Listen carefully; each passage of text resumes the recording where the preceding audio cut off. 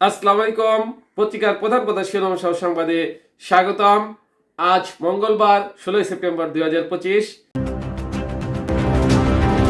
সর্বপ্রথমে ইত্তেফাকের main heading, কাতার ও ফিলিস্তিনের প্রতি অবিচল সমর্থন জানালো বাংলাদেশ। এরপর প্রথম আলোর মেইন হেডিং, এই সরকারও পূর্ণ পথে, প্রশাসনে পথ ছাড়াই পদোন্নতি। নেক্সট যুগান্তরের মেইন হেডিং, পরিস্থিতি পর্যবেক্ষণ করছে বিএনপি। এরপর ভোরের কাগজের মেইন হেডিং, বাজার থেকে ডলার কিনছে কেন্দ্রীয় ব্যাংক। নেক্সট জনকণ্ঠের মেইন হেডিং, নির্বাচিত সরকারের সঙ্গে কাজ করতে প্রস্তুত ইইউ। এরপর ইনকলাবের মেইন হেডিং, ভারতের এজেন্ডা নিয়ে মাঠে জামায়াত।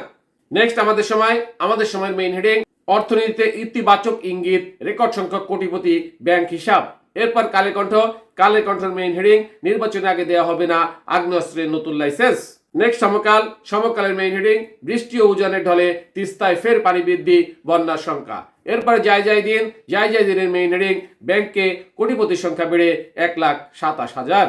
নেক্সট মানবজমিনের মেইন হেডিং, নিয়ম মানছে না মধুমতি, ব্যবস্থা নেবে কেন্দ্রীয় ব্যাংক।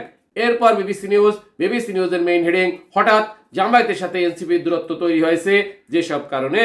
সর্বশেষে আরটিভি নিউজের মেইন হেডিং, টানা বোমা বর্ষণে গাজায় যমজ শিশু সহ নিহত আরো 51।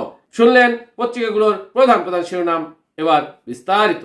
কাতার ও ফিলিস্তিনের প্রতি অবিচল সমর্থন জানালো বাংলাদেশের পররাষ্ট্র উপদেষ্টা মোহাম্মদ তৌহিদ হোসেন কাতারের দোহায় অনুষ্ঠিত জরুরি আরব ইসলামিক সম্মেলনে অংশ নিয়ে কাতারের সাম্প্রতিক ইসরায়েলি হামলার তীব্র নিন্দা জানিয়েছেন। পররাষ্ট্র উপদেষ্টা বলেন, কাতারের সার্বভৌম ভূখণ্ডে বিনা প্ররোচনায় ও অযৌক্তিক ইসরায়েলি হামলা শুধু কাতারের উপর হামলা নয়, বরং সমগ্র মুসলিম উম্মার মর্যাদার অবমাননা।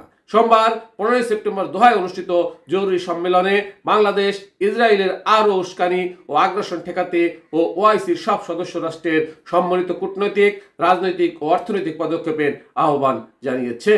পররাষ্ট্র উপদেষ্টা বলেন, বাংলাদেশ এই আগ্রাসনকে ইসরায়েলের বেপরোয়া অভিযানের অংশ হিসেবে দেখছে, যারা জাতিসংঘ সনদ, আন্তর্জাতিক মানবিক আইন এবং প্রতিনিয়ত জাতিসংঘের প্রস্তাব উপেক্ষা করে চলছে।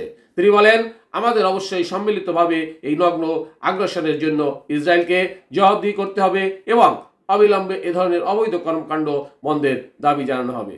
পত্রিকার প্রধান শিরোনাম সহ সংবাদ আজকের মতো শেষ করছি। আল্লাহ হাফেজ।